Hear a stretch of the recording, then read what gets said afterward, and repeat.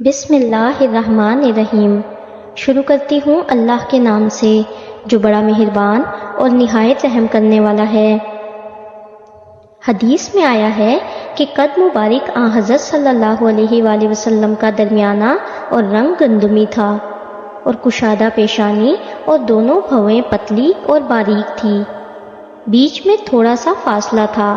اور درمیان دونوں بھووں کے ایک رگ تھی۔ جب آن حضرت صلی اللہ علیہ وآلہ وسلم کبھی غصے میں آتے تو وہ پھول جاتی، اور ناک مبارک آپ صلی اللہ علیہ وآلہ وسلم کی دراز اور اونچی تھی، اوپر اس کے ایک نور چمکتا تھا، اور چہرہ مبارک آپ صلی اللہ علیہ وآلہ وسلم کا برابر اور ملائم تھا، اور ماتھا کشادہ تھا، اور دانت آپ صلی اللہ علیہ وآلہ وسلم کے صاف اور روشن تھے، اور اوپر کے دونوں دانتوں کے بیچ میں تھوڑا سا فاصلہ تھا۔ داڑھی اور سر مبارک میں 20 بال سفید تھے، اور بال آپ صلی اللہ علیہ وآلہ وسلم کے پیچیدہ تھے، سیدھے نہ تھے، اور چہرہ مبارک آپ صلی اللہ علیہ وآلہ وسلم کا 14ویں کے چاند کی طرح چمکتا تھا، اور درمیان دونوں کندھوں کا گوشت سفید کبوتر کی طرح تھا، اور اس میں نقش رنگ برنگ کے تھے۔ کہتے ہیں کہ وہی مہر نبوت تھی، محمد الرسول اللہ اس پر لکھا ہوا تھا، اور بعد وفات آن حضرت صلی اللہ علیہ وآلہ وسلم کے وہ مہر نبوت اللہ نے اٹھا لی، اور سینہ آن حضرت صلی اللہ علیہ وآلہ وسلم کا کشادہ تھا، اور چھاتی سے ناف تک ایک خط باریک بال سا تھا، اور بازو اور کندھے اور چھاتی پر بال تھے، اور ہڈی کندھے کی اور گھٹنے کی اور زانو کی موٹی تھی، اور جسم مبارک نورانی، پاکیزہ اور لطیف اور معتدل تھا، اور جب خاموش بیٹھے رہتے ایک ہیبت اور شکوہ چہرے پر ظاہر ہوتا، اور جس وقت بات کرتے نزاکت اور لطافت معلوم ہوتی، اور جو شخص دور سے آن حضرت صلی اللہ علیہ وآلہ وسلم کو دیکھتا وہ جمال اور تازگی پاتا، اور جو نزدیک آ کے مشاہدہ کرتا ملاحت اور شیرینی حاصل ہوتی، اور آن حضرت صلی اللہ علیہ وآلہ وسلم کبھی بھوک پیاس میں شکوہ نہ کرتے،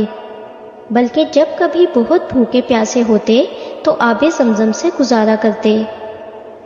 جو چیز آپ صلی اللہ علیہ وآلہ وسلم کے پیچھے پردے میں ہوتی وہ آپ صلی اللہ علیہ وآلہ وسلم کو ایسے نظر آتی جیسے سامنے ہو بالکل۔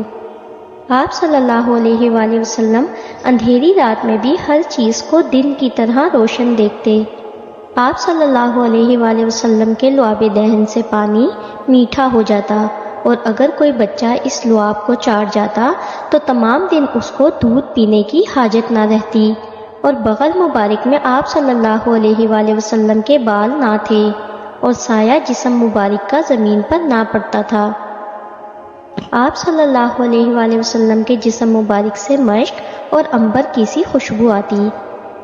یہاں تک کہ حضرت صلی اللہ علیہ وآلہ وسلم اگر کبھی بازار میں تشریف لے جاتے تو لوگ معلوم کرتے کہ یہاں سے آپ صلی اللہ علیہ وآلہ وسلم کا گزر ہوا ہے، اور آپ صلی اللہ علیہ وآلہ وسلم یہاں تشریف لائے تھے۔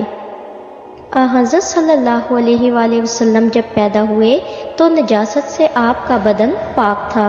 اور آپ صلی اللہ علیہ وآلہ وسلم مختون پیدا ہوئے تھے، یعنی آپ صلی اللہ علیہ وآلہ وسلم کے ختنے کیے ہوئے تھے۔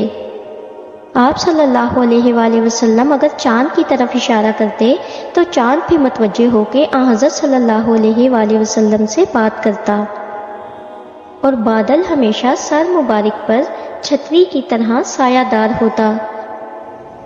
آپ صلی اللہ علیہ وآلہ وسلم اگر کسی درخت کے نزدیک ہو جاتے تو درخت خود نیچے ہو کر سر مبارک پر سایہ ڈالتا،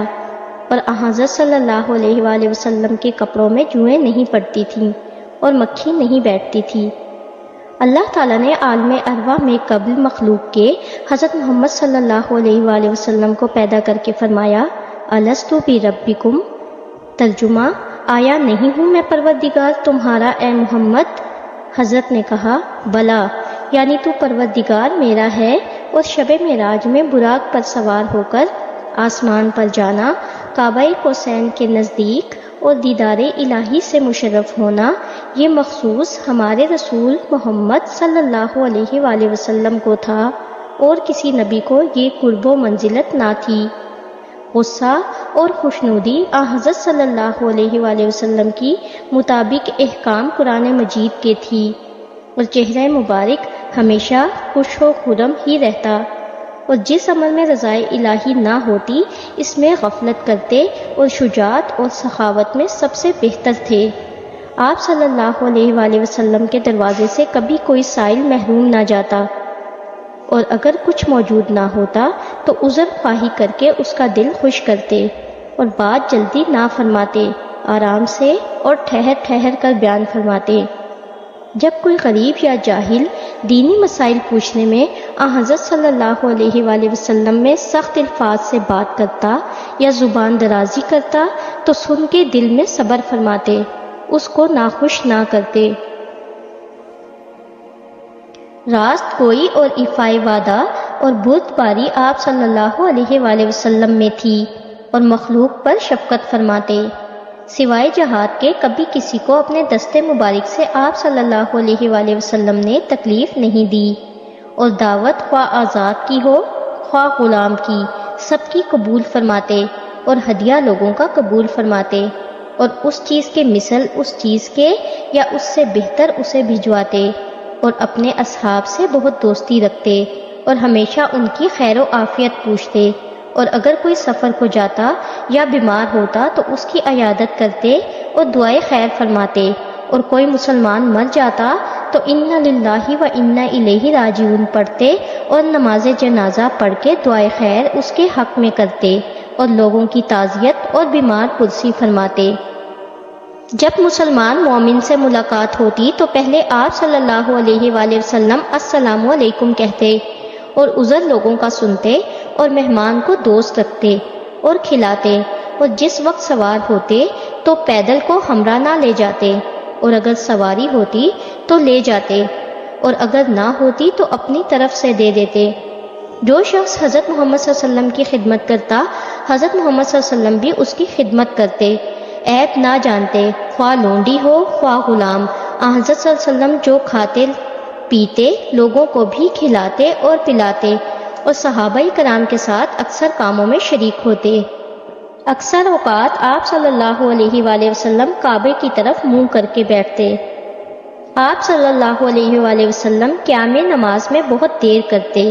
ایسا کہ پاؤں مبارک پھول جاتے، اور نماز عشاء کی اول شب کو پڑھ کر سوتے، اور نصف شب کو یا زیادہ اٹھ کے نماز تہجد 6 سلام یا اس سے کم یا زیادہ میں ادا کرتے۔